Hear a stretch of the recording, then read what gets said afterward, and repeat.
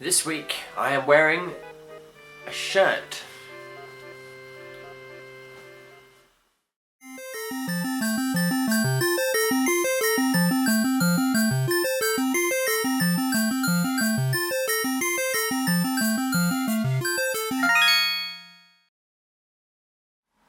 What's up everybody, I am Iamfutureidiot and welcome back to the Weekly Wednesday. I need a proper fucking name for this episode, but the Weekly Wednesday video. If you're new to the channel, I make a new video every single Wednesday.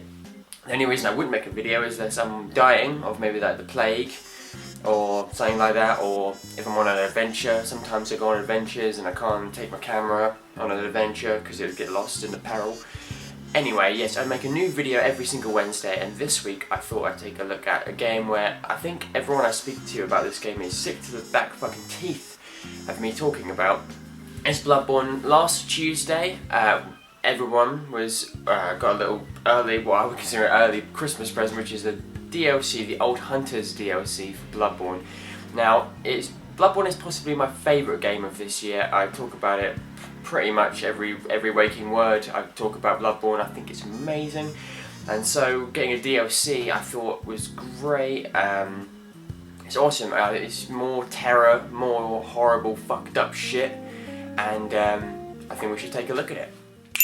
The Old Hunters DLC for Bloodborne. Now, this is for me, this is the most exciting thing that could have ever happened this year. Bloodborne came out earlier this year, and I obviously loved it. It's the first video I ever did on the channel, and so getting a DLC is beautiful for me. It looks great. It's horrendous. There's more fucked up shit. You know, there's some pretty horrible stuff in the main game, so to find even more horrific stuff in this is absolutely brilliant. So the way you access the DLC is once you, in the waking world, defeat Vicar Amelia, you touch the headstone at the back of her boss room and then return to the Hunter's Dream. There you'll find a new item which will allow you to pass through a new tombstone into the Hunter's Nightmare. Now the whole point of the DLC, the Old Hunters DLC, is to go through the Hunter's Nightmare realm, which is devised of 4 maps. It's divided of Hunter's Nightmare, Research Hall, Astral Clock Tower, and the Fishing Hamlet. Now all these places are absolutely beautiful in their own ways. They'll have varying scenarios, so the Hunter's Nightmare is actually set in the daytime,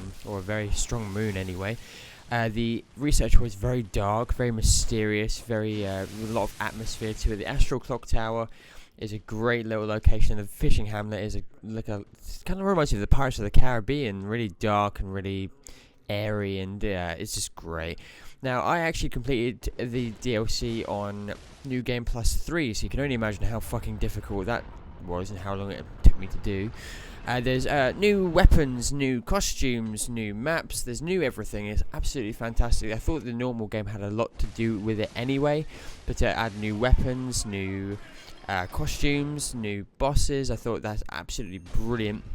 And maybe you get easily 8 hours plus out of the DLC, and even more lore. Like some of the characters in the overall game, I just wish I knew more about. You find out in this, you find out more about the Dole, more about the actual old hunters and how they're stuck in this horrific place, and the experiments that the Healing Church tried to get away with, and it's just great. All the little new item descriptions and dialogues from existing characters.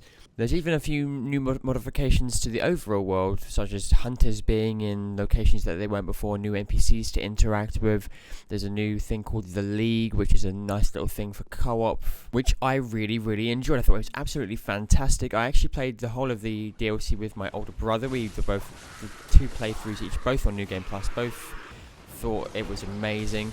There were a few little niggly bits which we both decided were a thing, such as weird difficulty spikes in odd places, but obviously it is Bloodborne, it is a Souls game technically, so you have to expect stuff like that. Also with the difficulty, I'm not going to be touching on this too much, because I think if you do own Bloodborne, this is like £15 on the PlayStation Network store. You should go and buy it for yourself. I'm not going to ruin the bosses for you, but one of the bosses, Maria of the Astral Clock Tower, is the best boss ever.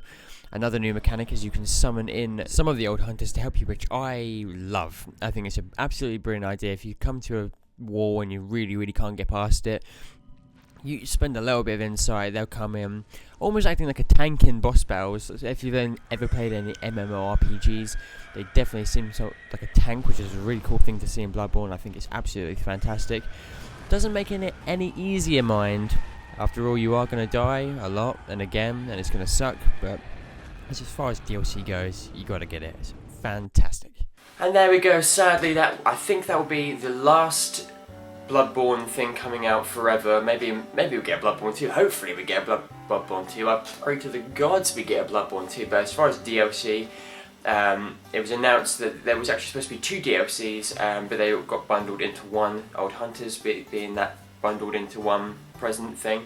So there'll be no more DLC, and there was also news this week that there's potentially not going to be any more Dark Souls after Dark Souls 3. So where From Software will go from now on, I'm not quite sure.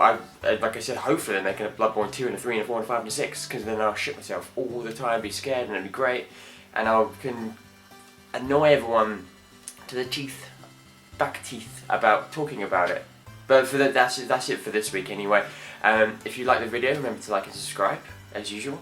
I have been Futureidiot. You have been a wonderful audience. Thank you for watching, whether you be watching when you're doing a poo or in your bedroom, supposed to be sleeping and just watching YouTube videos. Aside from that, have a great rest of your week, and I shall see you next Wednesday. Later.